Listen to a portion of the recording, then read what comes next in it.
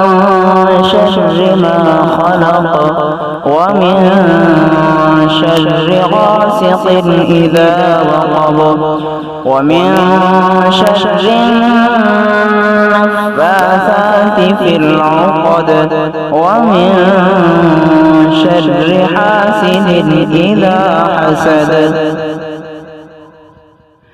بسم الله الرحمن الرحيم. قل أعوذ برب الناس